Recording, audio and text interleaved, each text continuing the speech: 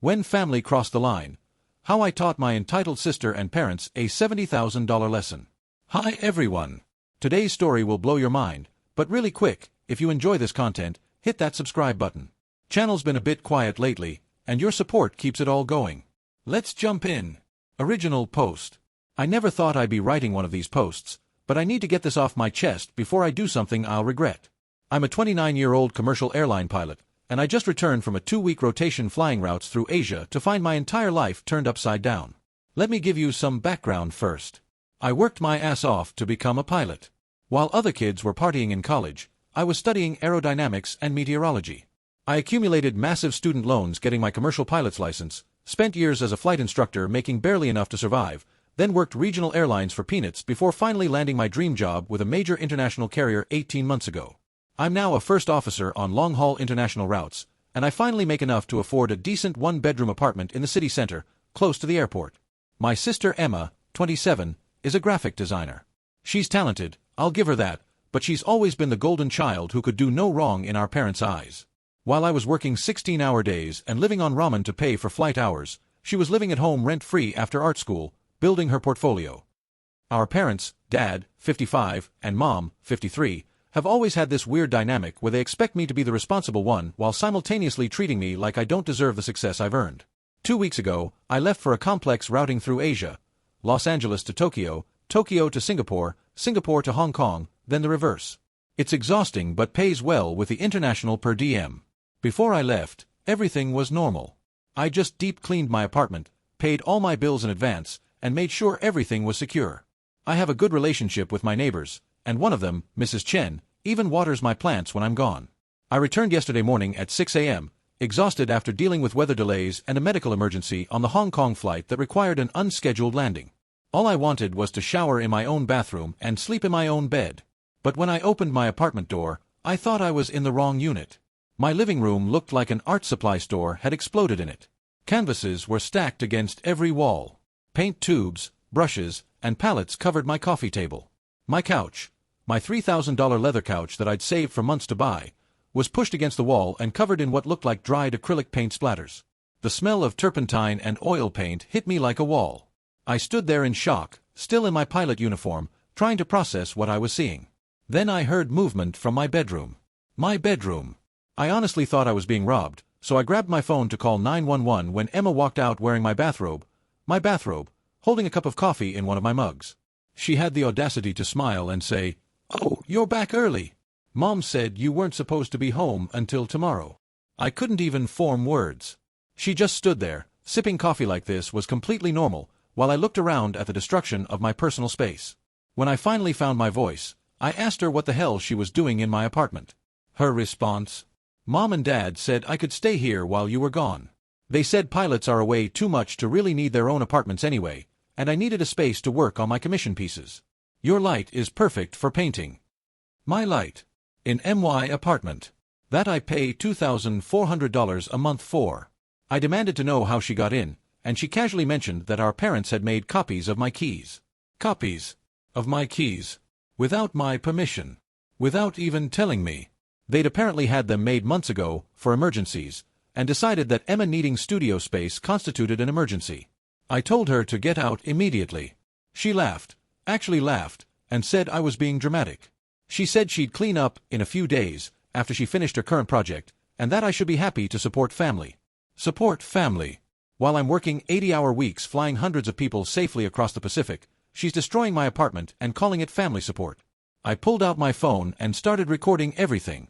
The paint damage, the unauthorized entry, her admission that she'd been staying there without permission. She got upset and called our parents, putting them on speaker.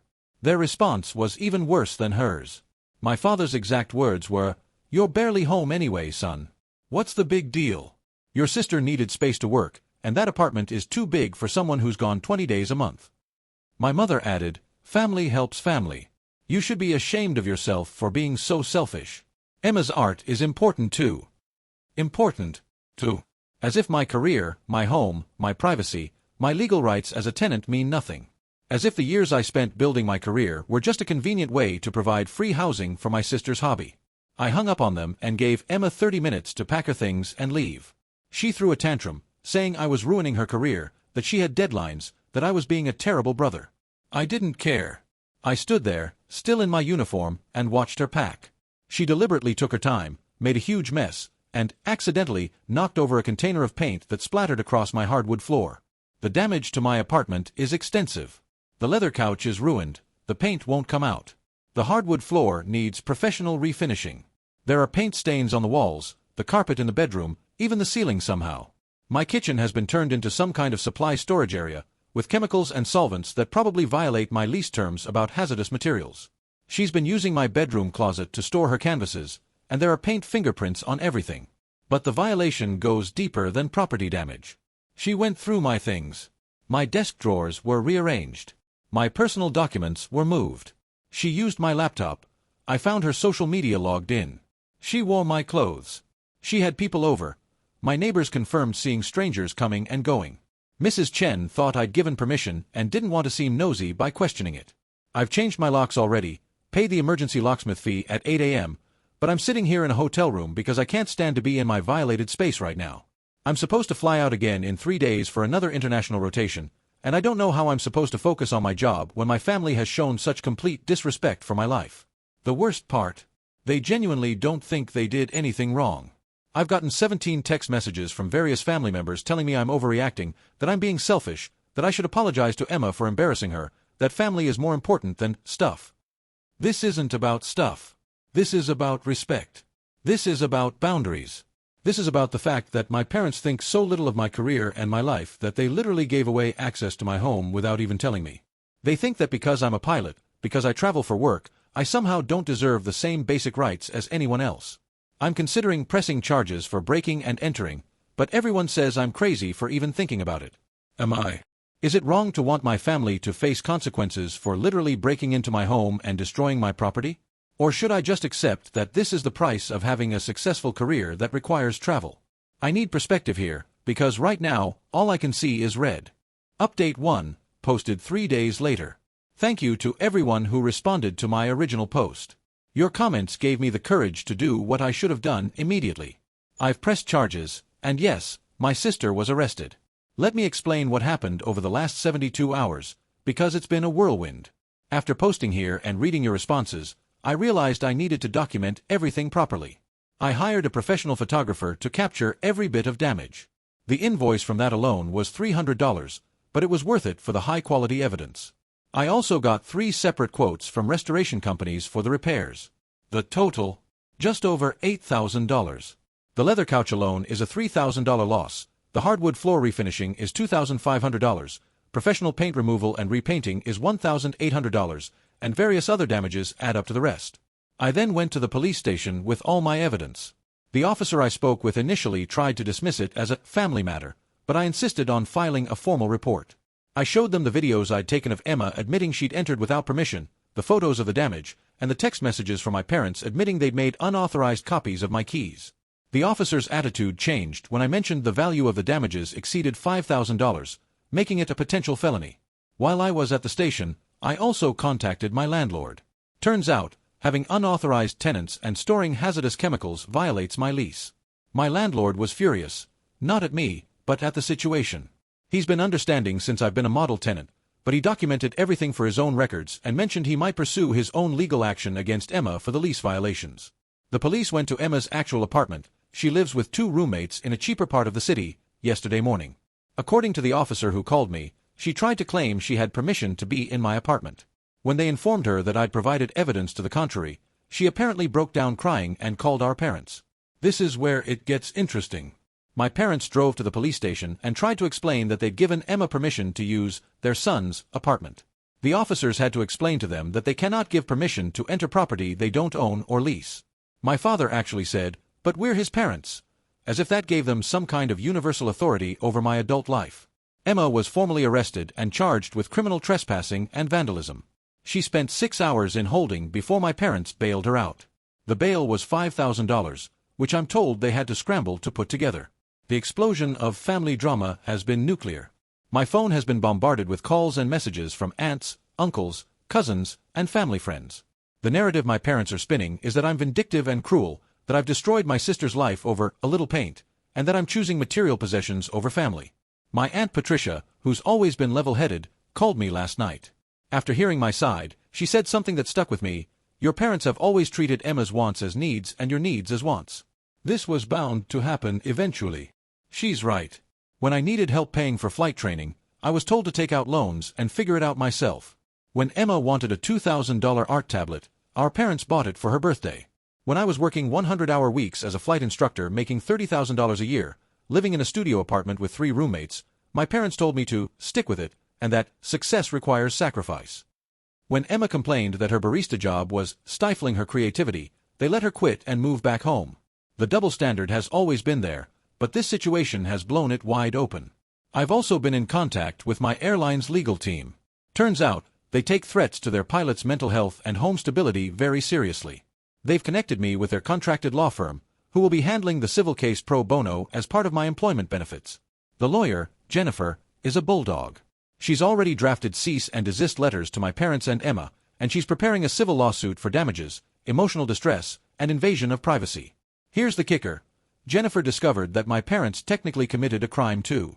Making unauthorized copies of keys with the intent to enable trespassing is considered conspiracy to commit breaking and entering in our state.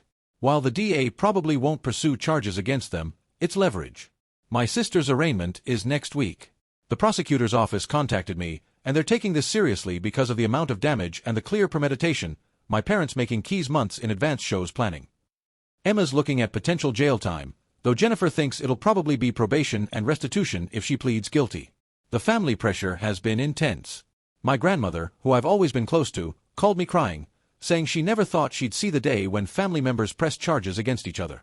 It broke my heart, but I explained everything to her. The violation, the dismissiveness, the fact that if I let this go, it would only escalate. She was quiet for a long time, then said, "Your grandfather would have done the same thing. Family doesn't mean letting people walk all over you." My work has been incredibly supportive.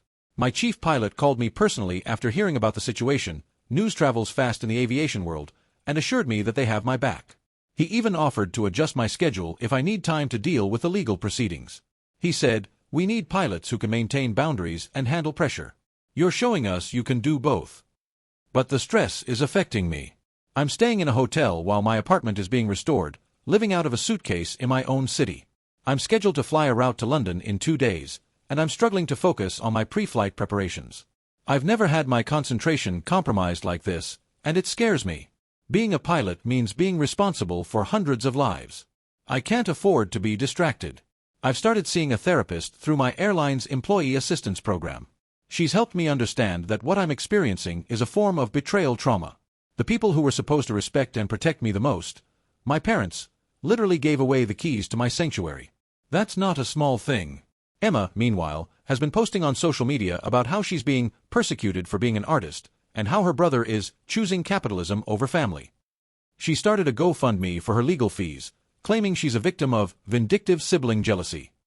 It's raised $76 so far, all from her artist friends who don't know the full story. My parents have gone from angry to desperate. They've offered to pay for the damages if I drop the charges. The problem is, it's not about the money anymore. It's about the fact that they need to understand that actions have consequences. They can't just throw money at this and make it go away. They need to acknowledge that what they did was wrong, possibly criminal, and completely unacceptable. The message needs to be clear. My career, my space, and my life are just as valid and important as anyone else's in this family. Being a pilot doesn't make me less deserving of privacy and respect. If anything, the stress and responsibility of my job make my personal space even more crucial for my mental health and job performance. I'll update again after the arraignment. For now, I'm trying to focus on my upcoming flights and rebuilding my sense of security. I've installed a security camera system in my apartment, with my landlord's permission, and I'm having a smart lock system installed that I can monitor remotely. I'll never be caught off guard like this again. To those saying I'm going too far, I respectfully disagree. Sometimes, going far is the only way to stop people from trampling your boundaries. If that makes me the villain in my family's story, so be it. At least I'll be a villain with an intact home and self-respect. Update 2, posted 2 weeks later. The arraignment happened, and the aftermath has been more intense than I anticipated. Emma pleaded not guilty, against her lawyer's advice. The public defender assigned to her case apparently recommended she take a plea deal, probation, community service, and restitution, but she insisted on fighting the charges. Her argument that she had implied permission because our parents had given her the keys. The judge didn't buy it and set a trial date for next month. The real bombshell came when my lawyer, Jennifer, filed the civil lawsuit. We're suing Emma for $8,000 in damages, plus emotional distress and invasion of privacy. But here's where it gets interesting. We're also suing my parents for $70,000. Why $70,000? Jennifer did some digging and found out this isn't the first time my parents have pulled something like this. They apparently gave Emma keys to my previous apartment 2 years ago when I was living across town. I never knew because she was smart enough not to trash the place, but my former neighbor confirmed seeing her there multiple times when I was traveling. Jennifer argues this establishes a pattern of behavior and conspiracy. The $70,000 includes damages to my current apartment, $8,000 security system installation and smart locks, $3,000 hotel costs during restoration, $2,000 therapy and medical costs. I developed stress-induced insomnia, $2,000 legal fees. Even though the firm is covering most, there are still costs, $5,000 emotional distress and invasion of privacy, $25,000 punitive damages for conspiracy and pattern of behavior, $25,000. My parents received the lawsuit papers 3 days ago. My father showed up at my hotel that same evening, pounding on the door and screaming that I was destroying the family. Hotel security had to escort him out, and I now have a restraining order pending. My mother's reaction was different but equally disturbing. She sent me a long email detailing every sacrifice they'd made for me growing up, every dollar they'd spent on my education, conveniently forgetting that I paid for my flight training myself, and ending with, "We never thought we'd raised such a vindictive, materialistic son who values money over blood." The email was useful, actually. Jennifer says it shows they still don't understand that what they did was wrong, which strengthens our case for punitive damages. The aviation community has been incredibly supportive. Word got around, the aviation world is surprisingly small, and I've received messages from other pilots sharing their own stories of family members taking advantage of their travel schedules. One captain told me his ex-wife used to rent out his apartment on Airbnb while he was flying international routes. Another first officer's brother sold his car while he was on a month-long training program, figuring he wouldn't notice until it was too late to do anything about it. My chief pilot has been monitoring the situation, not because he doubts my ability to fly, but to ensure I have the support I need. The airline takes these things seriously.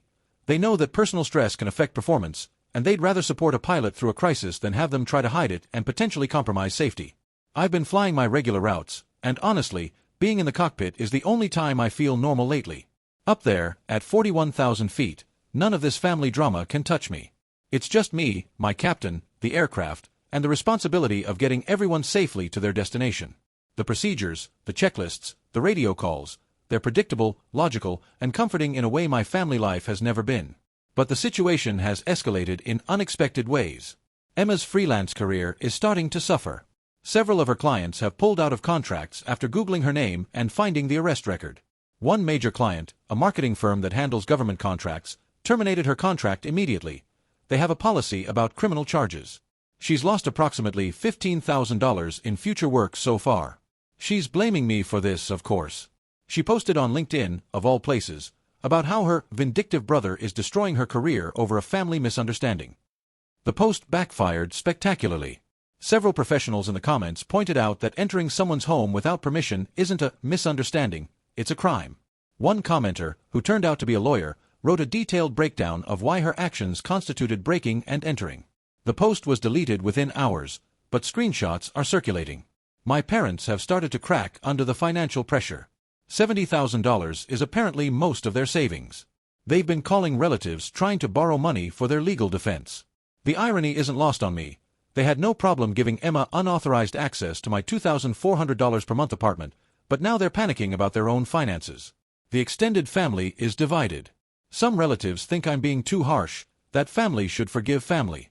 Others are appalled at what my parents and Emma did. My cousin Mark, who's a police officer, called me to say he would have arrested his own siblings in the same situation. Badge or no badge, he said, breaking and entering is breaking and entering. The most surprising support came from my grandfather, my mother's father, who's been quietly observing the situation. He called me yesterday and said, "Your parents always babed Emma and expected too much from you. I've watched it for years and said nothing, thinking it wasn't my place. I regret that now. You're doing the right thing, son.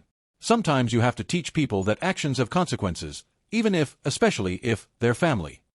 He also revealed something that shocked me. He's removing my parents from his will if they don't make this right. His estate is worth roughly $500,000, and he's disgusted by their behavior.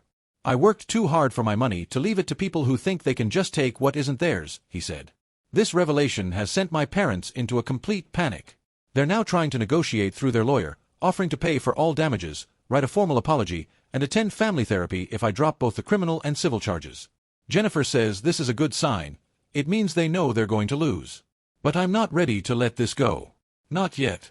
The criminal charges aren't mine to drop, that's up to the prosecutor, and the civil suit is about more than money. It's about establishing, once and for all, that I'm not the family doormat they've always treated me as. My apartment is almost fully restored.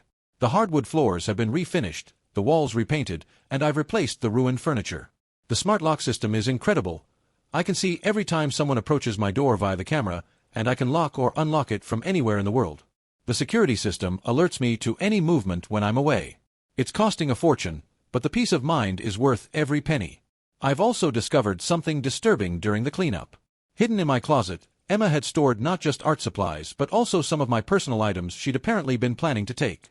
My watch collection, nothing fancy, but meaningful to me, some aviation memorabilia, and oddly, my pilot logbooks.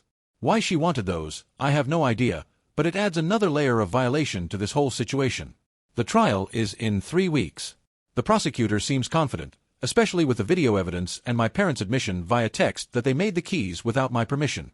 Emma's defense strategy seems to be painting me as an absentee brother who implicitly allowed family to use his space. Good luck with that when the evidence shows she literally admitted on camera that she knew I hadn't given permission. My airline has granted me a few days off around the trial dates. They've also fast-tracked me for a captain upgrade program, partly because of how professionally I've handled this situation while maintaining perfect performance reviews. You've shown exceptional decision-making under pressure, my chief pilot said. That's exactly what we want in our captains. It's bittersweet. I'm achieving my career dreams while watching my family implode. But maybe that's the point. I've been succeeding despite my family, not because of them, for years. This situation has just made it impossible to ignore anymore. Final update, posted 3 months later. It's been 3 months since everything exploded, and I finally have closure to share with all of you who've been following this story. The trial was swift. Emma's lawyer tried to argue that she had implicit permission based on family custom and practice, but the prosecutor demolished that defense. The video evidence of her admitting she knew I hadn't given permission, combined with the evidence of premeditation, my parents making keys months in advance, sealed her fate. She was found guilty of criminal trespassing and vandalism.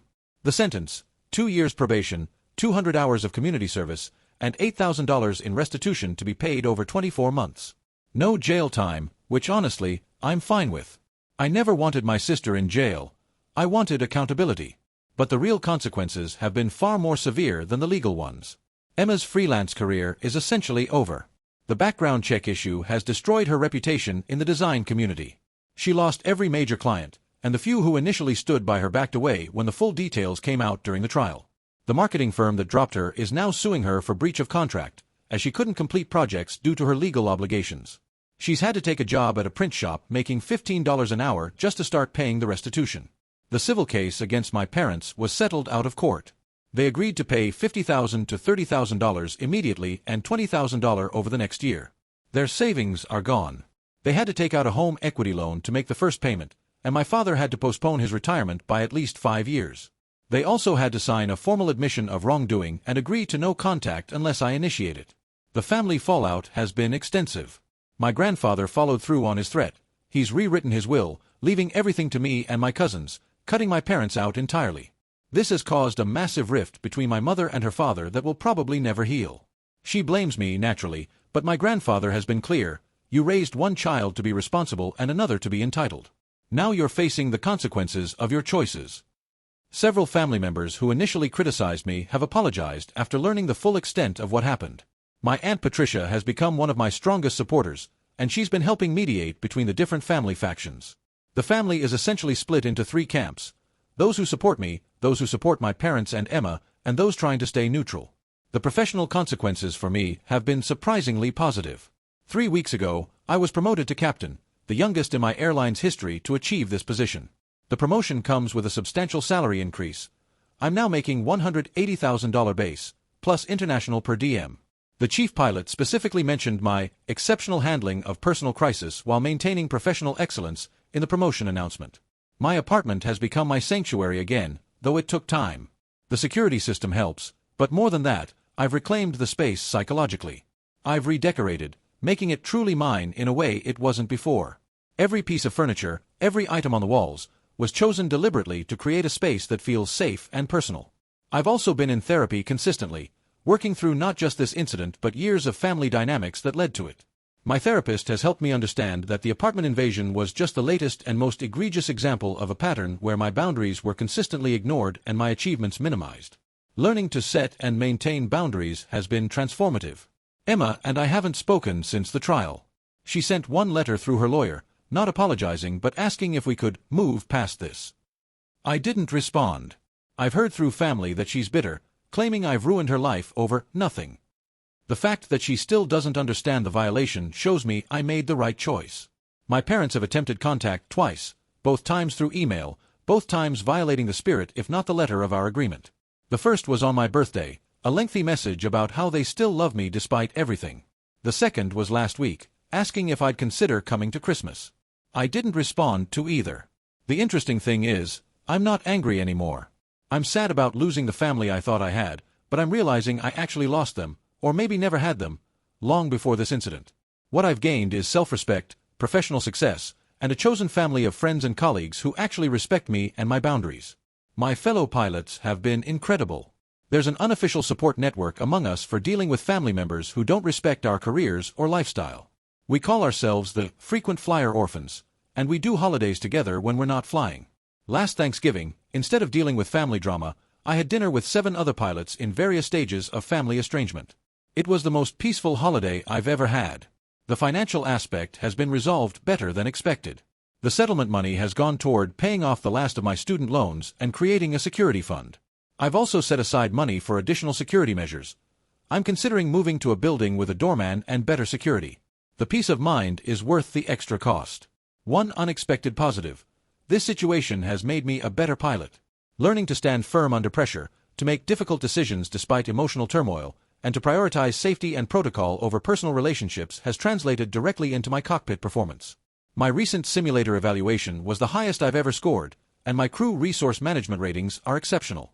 I've also become something of a resource for other pilots dealing with similar situations. The airline's HR department has asked me to speak at our next pilot wellness seminar about maintaining boundaries and dealing with family pressure. It's strange to think that this horrible situation might help others avoid similar problems. Looking back, the $70,000 lawsuit wasn't about the money, it was about setting a price on respect. My parents thought they could violate my boundaries without consequence because they'd been doing it my whole life in smaller ways. The lawsuit was my way of saying, this is what your disrespect costs. Some people still think I went too far. They think family should forgive everything, that blood is thicker than water. But I've learned that the full saying is, the blood of the covenant is thicker than the water of the womb. The relationships we choose, the boundaries we maintain, the respect we demand, these things matter more than shared DNA. To anyone facing similar situations, here's what I've learned. Document everything. The videos and photos I took saved my case. Don't let family guilt you into accepting unacceptable behavior. Get legal help immediately. My airline's legal resources were invaluable. Therapy isn't weakness, it's maintenance for your mental health. Sometimes losing toxic family members is actually winning. Your career and personal space are valid and valuable, regardless of what others think. Setting boundaries isn't cruel, it's necessary. I'm flying to Tokyo again next week. This time, I'll engage my security system, lock my smart locks, and know that my apartment will be exactly as I left it when I return. My family might be smaller now, but it's also healthier. I've lost relatives but gained self-respect. My parents lost $50,000, their reputation, their son, and potentially a $500,000 inheritance. Emma lost her career, her reputation, and her brother. I lost a toxic family dynamic that was holding me back. I'd say I came out ahead. To those who've been following this story and offering support, thank you. Your messages, especially from fellow pilots and others who've dealt with similar family boundary violations, have meant more than you know. We deserve respect, we deserve privacy, and we deserve families who honor both. I'm captain name withheld now, flying international routes for one of the world's major airlines. I worked for this position, I earned it despite my family's lack of support, and I protected it when they tried to sabotage it. That's not vindictive, that's self-respect. Blue skies and tailwinds to all of you. Thanks for following my story. Edit. Since many have asked, yes, I'm doing well. Better than well, actually. I just got assigned to the new London-Sydney ultra-long-haul route, which is a prestige assignment usually reserved for senior captains. Life has a way of rewarding you when you stand up for yourself. My apartment is my sanctuary, my career is soaring, and my chosen family respects my boundaries. Sometimes you have to lose everything you thought you needed to gain everything you actually deserve.